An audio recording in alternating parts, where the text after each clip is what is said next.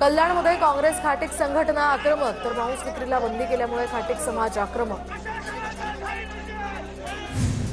छत्रपती संभाजीनगर शहरामध्ये आज चिकन आणि मटणाची दुकानं बंद। शहरातील सेंट्रल नाका परिसरात बाजारही बंद। महापालिकेनं घेतला होता नॉनव्हेज बंदीचा निर्णय। सर्वांनी याला उत्स्फूर्तपणे प्रतिसाद दिल्याचं दिसतंय।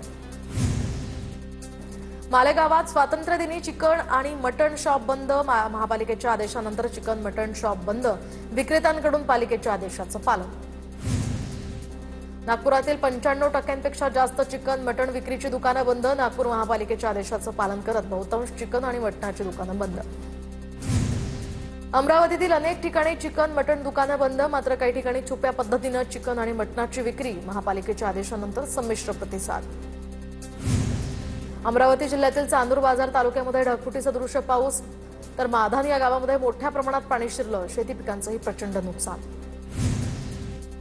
नांदेडच्या देगलूरमधील मन्याड नदी दुथडी भरून वाहू लागली आहे। विजरगा शिवारात पूरसदृश परिस्थिती। शेतात पाणी साचल्यामुळे पिकांचं मोठ्या प्रमाणात नुकसान।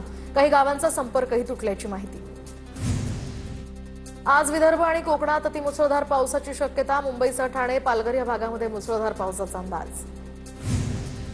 कोकणासह रायगडला उद्या ऑरेंज अलर्ट। मुंबईसह कोकणात उद्या मुसळधार ते अतिमुसळधार पाऊस पडण्याची शक्यता। लातूरमधील तावरजा या नदीमध्ये पूरस्थिती, तर शेती पिकांचं मोठं नुकसान। भुसणीतील बंधाऱ्याचे दरवाजे वेळेत उघडले नसल्यामुळे पूरस्थिती झाल्याचा आरोप।